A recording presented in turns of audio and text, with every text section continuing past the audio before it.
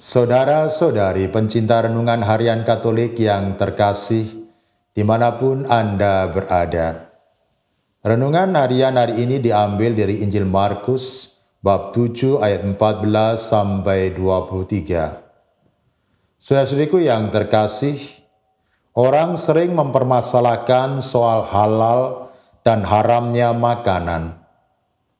Mana makanan yang boleh dimakan dan mana yang tidak boleh dimakan karena haram. Yesus dalam bacaan Injil hari ini mengatakan bahwa semua makanan halal. Karena yang masuk ke dalam perut seseorang itu tidak masuk ke dalam hati, tetapi langsung dibuang ke jamban. Sebaliknya yang keluar dari seseorang, itulah yang menajiskan.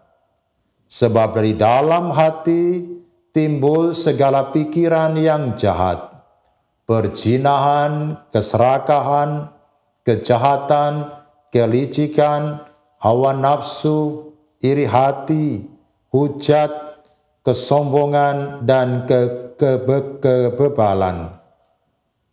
Semua hal yang jahat yang keluar dari hati itulah yang menajiskan orang. Karena itulah kita perlu menjaga kemurnian, kebersihan atau kesucian hati. Mengapa?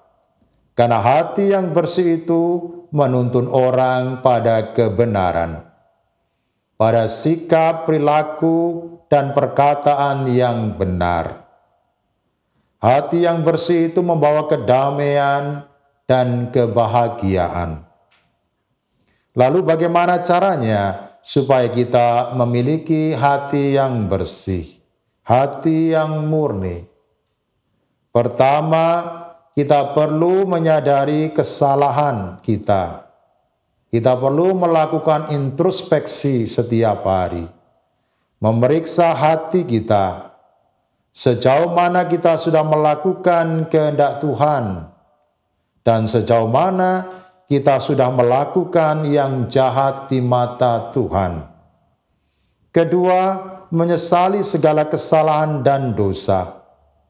Bahwa apa yang kita lakukan itu sesuatu yang jahat di mata Tuhan dan merugikan atau menyakiti orang lain. Ketiga, mohon ampun di hadapan Tuhan. Tuhan Maha Pengampun.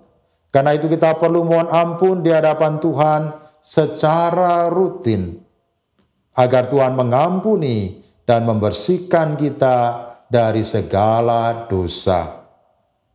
Keempat, berjanji tidak mengulangi dosa lagi. Kelima, senantiasa menjalin relasi yang mesra dengan Tuhan, Sang Sumber kesucian dan kebenaran, supaya kita senantiasa diberi kekuatan iman, dijauhkan dari segala yang jahat, dibimbing ke jalan yang benar, dan diarahkan pada kesucian. Amin. Marilah berdoa.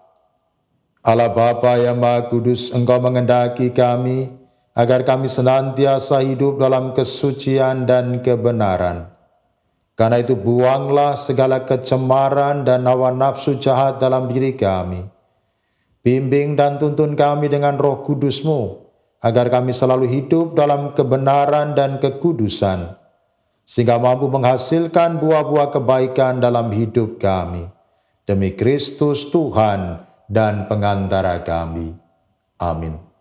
Selamat beraktivitas. Tuhan memberkati Anda, Bapa, Putra, dan Roh Kudus. Amin.